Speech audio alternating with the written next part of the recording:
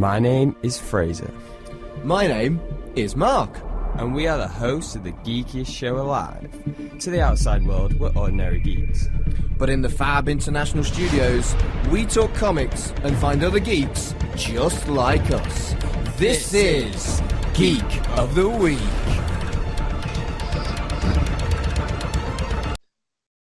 Welcome back to Geek of the Week. This is our special interview section of the show. And with me at this time is, well, he's the creator of Twisted Dark and the CEO of TPub, a British comic book publishing company. All-round lovely chap and fellow geek. With me is Neil Gibson. Hello, Neil. Hello, how are you? I'm good. How are you? I'm very good, thanks. Well, thank you so much for being on our show. And I hope we can get something that people are interested in listening to.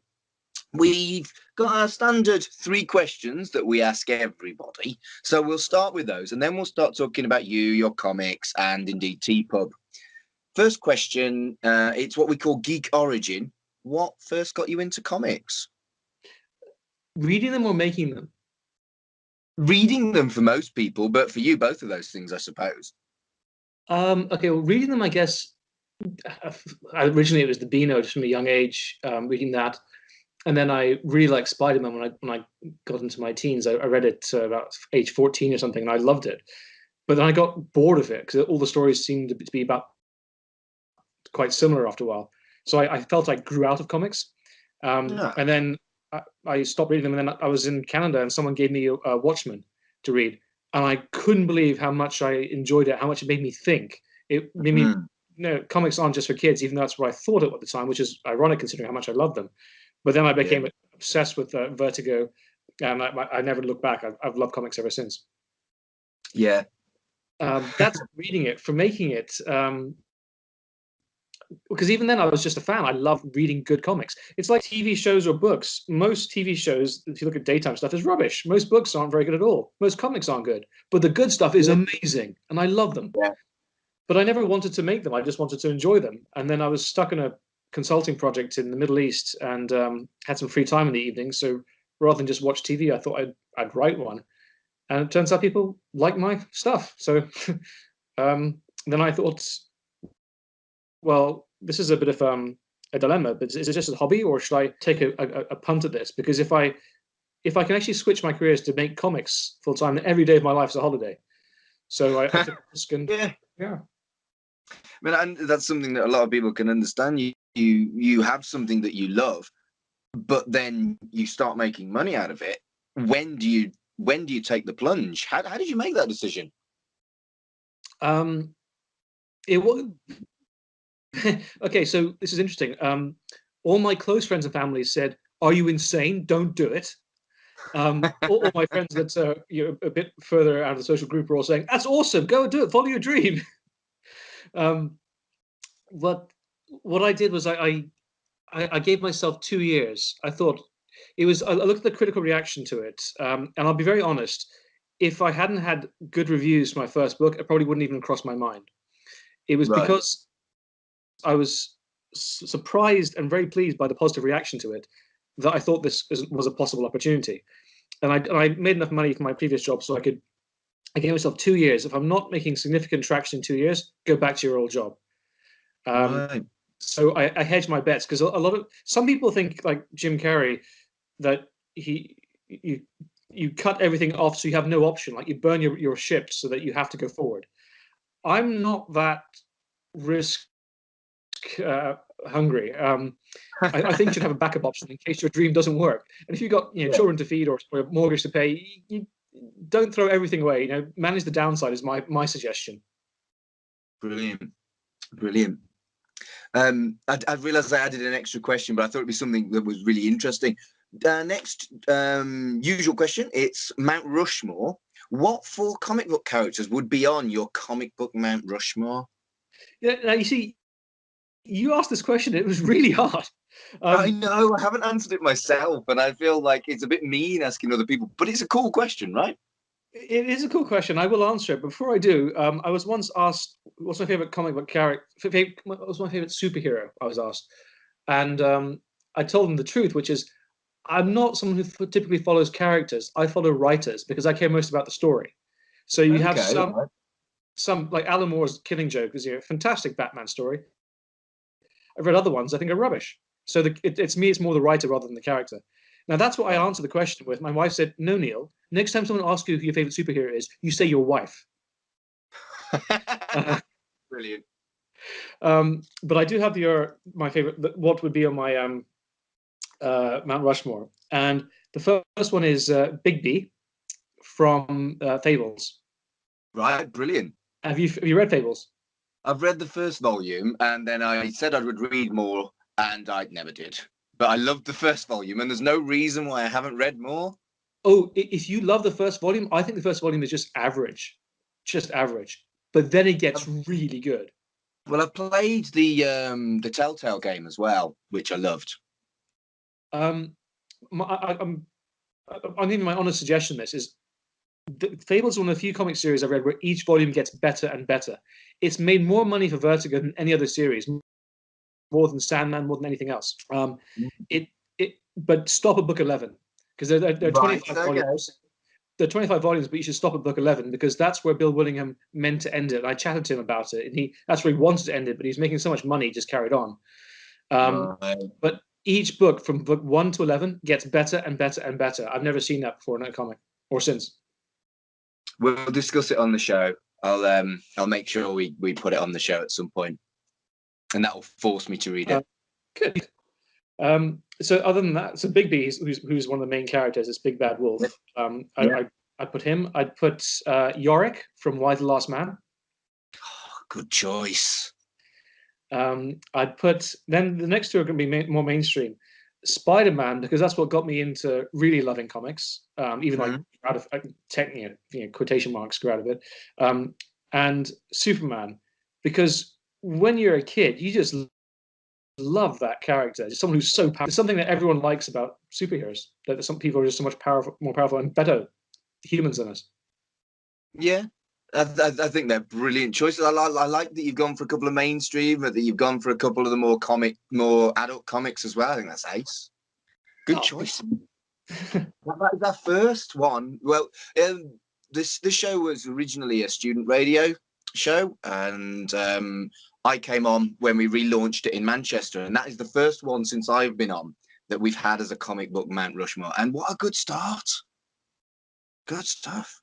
Thank you. So the last one is your dream TV show. What would your dream TV show based on a comic book be? And feel free to choose the book and who would be in the cast playing the various characters. Well, I'm actually going to skew this slightly, and I'd actually my dream TV series would actually be of Twisted Dark, which is my own series. Yeah, that's perfectly legitimate, I feel. If it's a dream series, that's what I want. I'm in talks to the producer right now. He's got 3 shows on Netflix. We'll see what happens. But the reason is, yes, it's mine, but I want to do something that's never been done before on TV. It's going to be honestly groundbreaking. Because if you've read Twisted Dark, it's a series of short stories that people compare to Stephen King or Twilight Zone or Black Mirror, and they're all fairly short. And they all, so if you read one story on its own, it should be self-contained, dark with a twist ending. Yeah. But if you read several together or several volumes, you realize actually all these stories connect, and they're not just connected. It's actually part of one giant story. It's all building towards one big ending. And all the characters cross over between the stories. Which, yes, and they affect each other's lives and kill each other. It was about volume 3 by the time I spotted that, and I was like, "Oh, that's him!" And I felt a bit dumb. But I loved it. When I spotted it, I was like, that's amazing. Oh, thank you.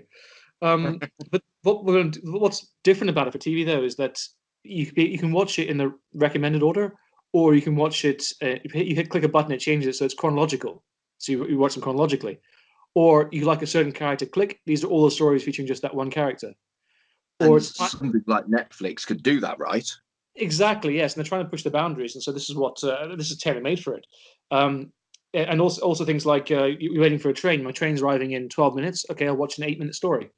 Click. That could be That could be something perfect for Netflix, because they Well, played with that most recent Dark Mirror, didn't they? Bandersnatch, yes. Yes, that's right. Yeah. That sounds great. Oh, well, that's the plan. So that's my dream answer anyway. Yeah, that makes perfect sense. Right, so we're going to talk about what we've got coming up with TPub Comics over the next 12 months. And the big one, the one that's coming up very soon, you had a successful Kickstarter to launch a sci-fi series called The Theory. And I believe that the people who backed it on Kickstarter are going to be getting their copies soon. Do you have a release date for people who didn't back the Kickstarter? And can you tell us about The Theory? Sure. The release date, I'm not entirely sure. It has to go through Diamond Solicitations, but we had some slight delays with the printing, but it went to print this morning. So Brilliant. should have the books very soon, and all the Kickstarter people will get their copies. In terms of what it's about, it was originally called Twisted Sci-Fi because when Twisted Dark came out, some of the reviewers found it too dark. So I tried to tone it down a little bit in volume 2. Then all the real fans saying, "What are you doing?" And I realized you can't please everyone all the time with one product. You shouldn't try to, but you can have different products. So I made Twisted Light, which some people it's their favorite series, some people prefer the darker stuff. Most prefer the darker stuff. I like Twisted Light as an alternative, but I'm all about the Twisted Dark. Yeah, yeah, most people are. I find writing darker stuff much easier than humor. Humor takes more work. But also I love science fiction and I like fantasy as well. So I have other things in the pipeline coming. And so Twisted Sci-Fi, or The Theory it's called, is kind of like Twisted Dark, only within a science fiction setting. And the connections are much stronger and much more apparent right from the beginning. Right. Have you read any of it, by the way? I haven't read any of The Theory. No, I backed the Kickstarter. I'm waiting for my copy to come through. Right. Well, I'll get that to you very soon. So, is it potentially the first of a series like Twisted Dark? There's 6 volumes of that now, and we want more, but we'll talk about that later. Is it potentially there's going to be lots of volumes of The Theory as well? Yes, indeed. I know where it's all headed and what the ending is, and what The Theory really means. And so you're not sure when that will be available to the general public, but can you give us a benchmark, like an idea, so that people can keep an eye out? Well, it all depends on sales, and reaction. So I'll be honest. So far, the critics' reaction has been the strong. This or theatrics has been the strongest reaction I've had to any of my titles so far. So if people like it, then we'll wrap up production into volume 2, probably in about 3 months. We'll start volume 2. Wow, that fast. Yeah, I mean, I write very quickly. The bottleneck is just economics to make sure it all works, and it's great that as you keep going, you get more fans every year, so it becomes easier to make things. Brilliant. So, keep your eye on that. Is it available to pre-order on your website, if I remember rightly? Yes, it is. Yes, and if you do it through the website, also you get a signed copy because I have to do Kickstarters anyway, so might as well sign it for people. Fair enough. Let's talk about Twisted Dark. It's already got 6 volumes, and like you've established, it's got a pretty huge fan base. And, well, let's be blunt, we want more. When do we get that? Volume 7's out this year. There's only one story that hasn't been started to be illustrated yet. That should start being drawn next week, I think. So you have that volume 7, and part of volume 8's already been done as well. And how are you going to do it? Is it going to be a Kickstarter, or is it going to be straight through your website? You'll do that. Well, we've never Kickstarted Twisted Dark, but I think we will try it because I think we will start Kickstarting it to see what happens with that. Because one of the advantages of Kickstarter is not just that you get the money to print the book in advance, because that's what the Kickstarter money's for. You also get new fans discovering it because people who just browse to Kickstarter looking for new comics, and they discover your thing, they give it a shot. And these are people who typically love comics and will talk to their friends about it. So Kickstarter is a great tool to build your fan base, I think.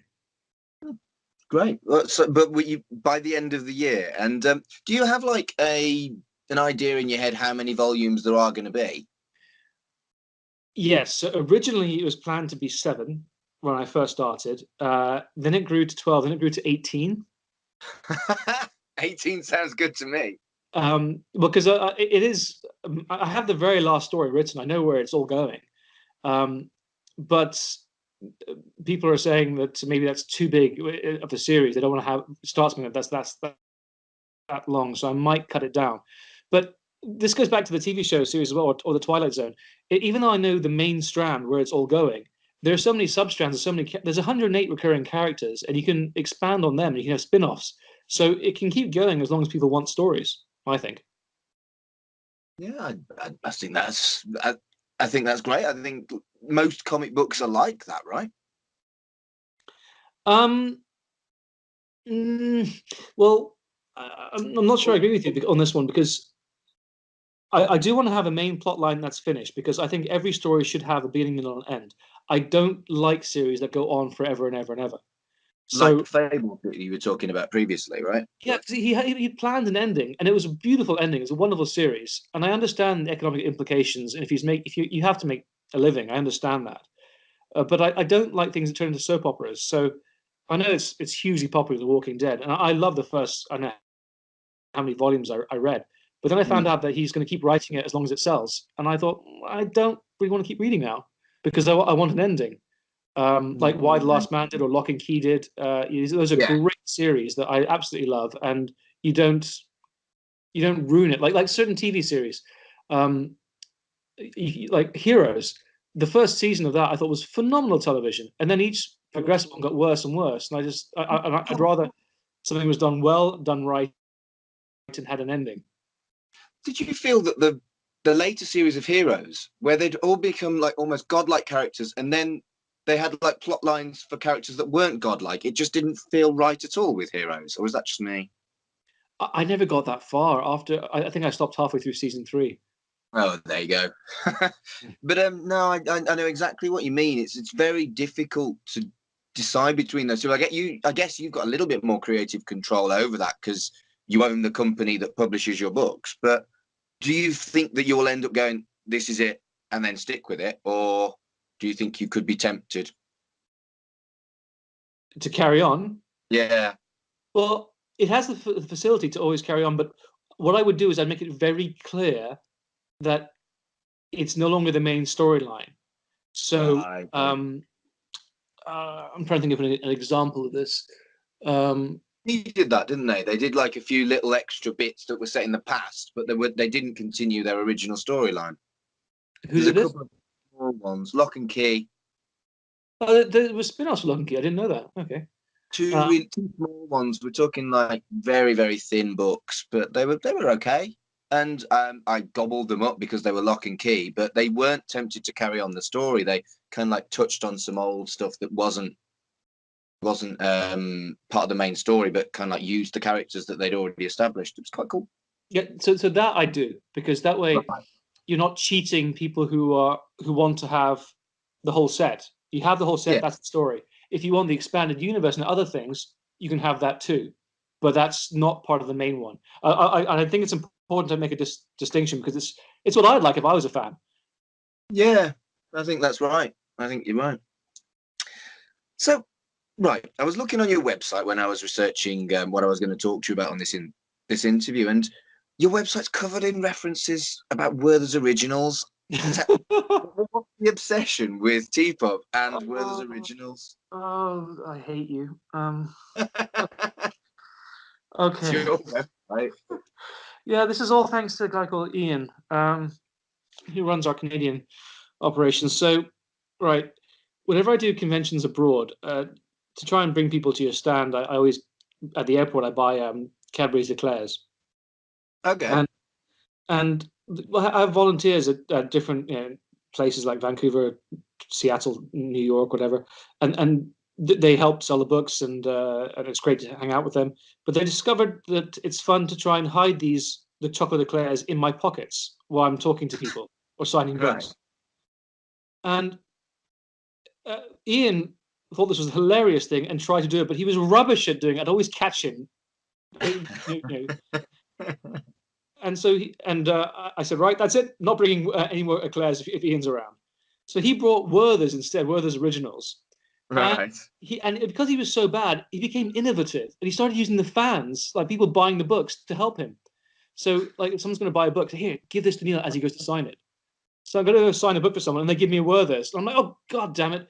And then we go to meals at the restaurant, and my food arrives, and on the burger is a Werther's original.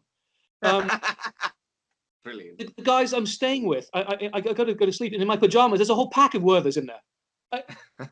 They started doing it everywhere. It was crazy. And then last year, I couldn't go to New York Comic Con because something happened.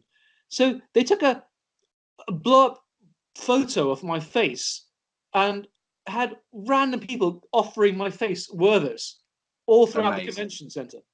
Amazing. No, do not encourage this behavior at all, because now it's filtered into the UK. Did you even like Werther's? No, I certainly don't now. and so like no, seriously, I was at Birmingham Comic Con, and this little 4-year-old girl comes up to me and taps me on the leg. So I turn around, look at her. She gives me this beautiful smile. Then from behind her back, she brings out her hand and opens it, and there's a Werther's in there. Amazing. I don't think this is going away, Neil. No, I've got to tell you, one of the worst things that happened was at London MCM. This was embarrassing. Okay, I can't believe I'm telling. So what happened was, these guys, their friend bought Volume 1 of Twisted Dark. They liked it so much, they said, like, they got their friends to read it, so they came over to buy a copy for themselves. So that was great. As I was about to sign the book that they bought, I saw him taking out a Werther's from his pocket and slowly unwrapping it.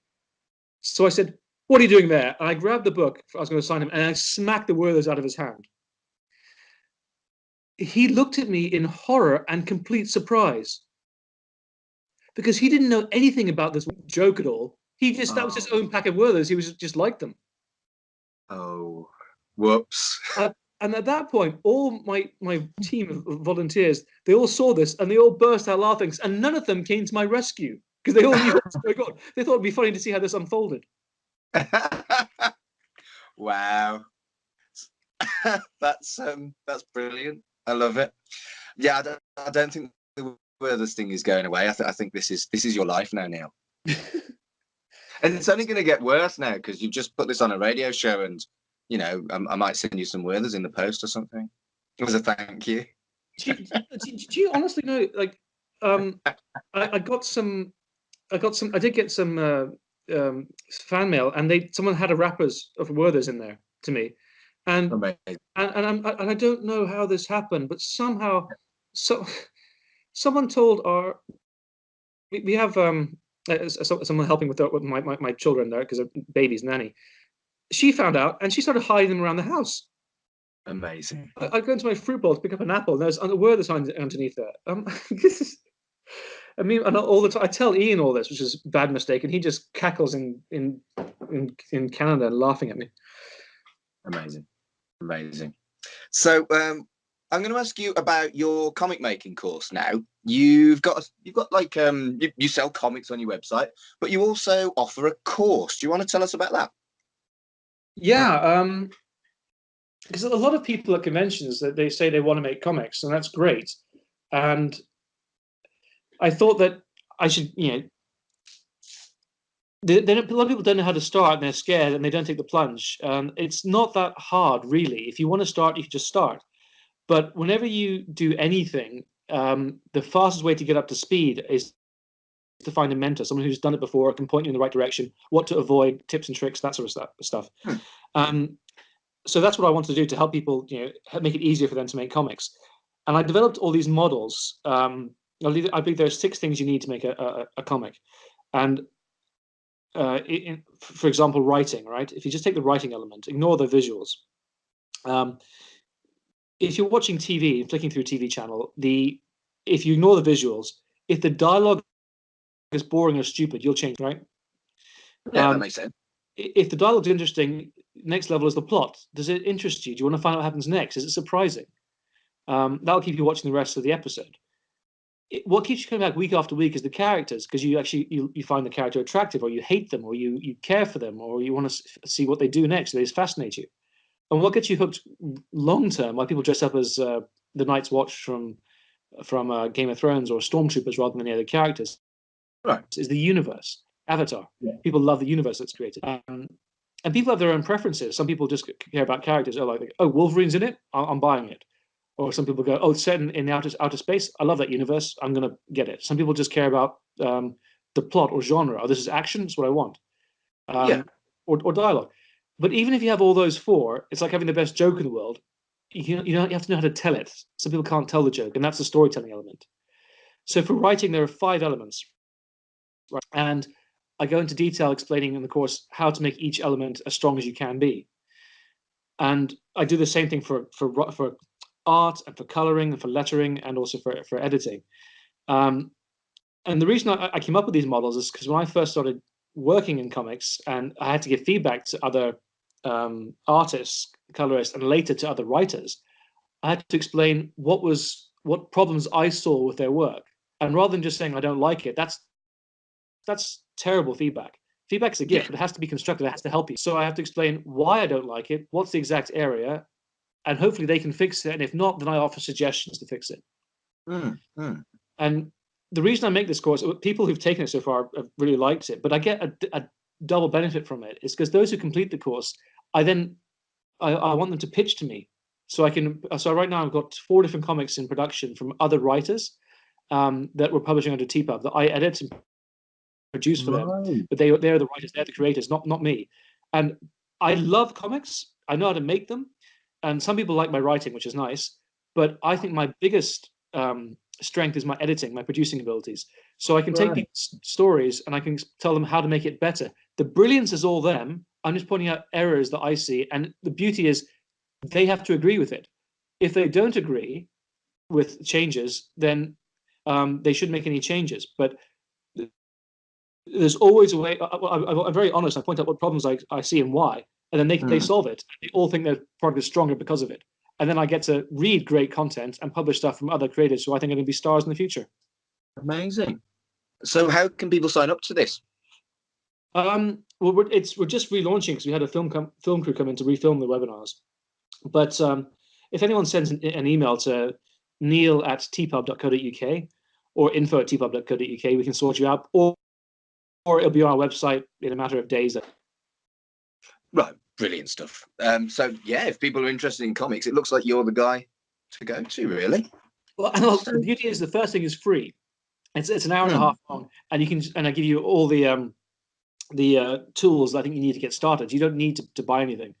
And what I will stress for this, and this is for anyone in general, is research that, like, tips on writing, whatever, but ignore what you don't agree with, because it's your product. And any guidance, any teaching is just to help you get better. And if you disagree with it, great, don't use it. No, that makes perfect sense. I think that's great advice. So you've talked a lot about conventions so far. Where can we see you this year? Which Comic-Cons are you going to in Britain? I'll be at Birmingham, MCM next. I do all the MCMs. Right. I think about Lakes. I'll probably be at Thought Bubble. I'm doing fewer than I used to do because I've got a second kid now, and my wife hates me traveling. Right. But I'll try to be as many as I can go to. I do like going to Comic-Cons. It's fun, interacting with people. How about yourself? Which ones are you going to? Well, it'll be Manchester for us because we're based in Manchester. Unfortunately, my work means that I work a lot of weekends, and I don't mind it most of the time. It does sometimes mean I miss out on cool stuff like Comic-Cons, but it will be Manchester for us for sure. Will you be there? I will be there for sure, yes. Oh, come and say hello. Will do. So the last thing basically is there anything that I haven't asked you that you'd like me to ask you? That's kind of always my last question, really. Wow. If I haven't, I always ask, what's your favorite cheese? My favorite cheese? Yeah. Mild goat's cheese or mild brie. Brilliant. Good choices. You have to have that with a glass of red wine. Has to happen. That sounds good. That does sound good. Right, well, thank you so much, Neil. It's been a pleasure to talk to you. Well, thanks, and I'm looking forward to the theory because that's headed my way very shortly. And anybody who's interested can go via your website. Do you want to just quickly plug your website and how to contact you and stuff like that? Sure. It's tpubcomics.com. That's tpubcomics.com. And there's lots of free comics you can read there online. And you can always contact us via that website or contact me directly at Neil, Neil, at tpub.co.uk. Brilliant. Thanks again, Neil. It's been an absolute pleasure. Thanks for having me. All the best. Thanks for listening to Geek of the Week. Be sure to tune in next week. Same geek time, same geek channel. And if you want to follow us on social media, it's at GOTW Radio on Twitter. Search for Geek of the Week Radio Show on Facebook. And to listen again, it's www.mixcloud.com/Geek of the Week Radio Show.